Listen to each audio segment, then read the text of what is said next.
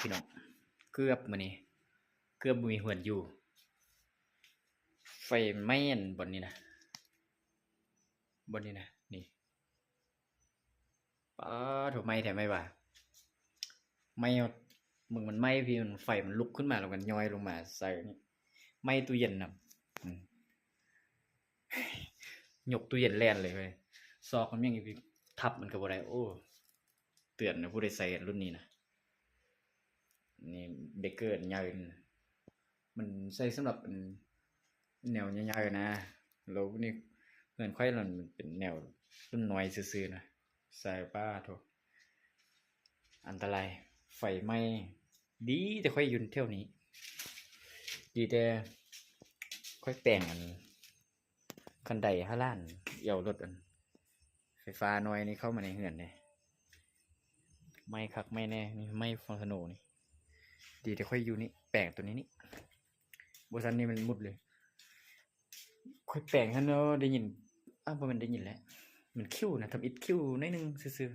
ๆแต่ก็ยังบ่มั่นใจว่ามันผู้ใดจุดยางว่าซั่นวันนั้นเราคิ้วแห้งขึ้นโธ่ว่าแม่นละติน่ะหาก็ต่อไฟอยู่ซันถึงหมดเด้มื้อนี้มาเฮือนน้อยอยู่ถึงเนี่ยมันนั้นเราแบบโธ่นี่บนนี้โอ้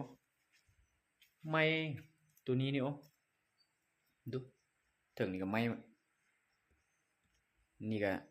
สอดไปนำเลยเปื่อยเลยใส่ไฟแต่ละอันนี่เปื่อยหมดได้แปลงใหม่หมด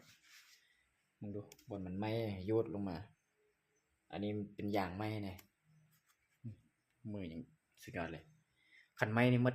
นึงดูค่อยค้นเครื่องป่าไว้นี่เต็มนี่คันไหม้นี่แล้ววับเลยเนี่ยขนาดยางเข้ามาแลนเข้ามาป่าห้องบ่เห็นยังเลยมืดควันกุ๊บมืดแบบมืดเลยมีแต่ควันอันตรายพี่น้องโอ้มึงดูเห็นไหมเบเกอร์ตัวนี้มันยากเรา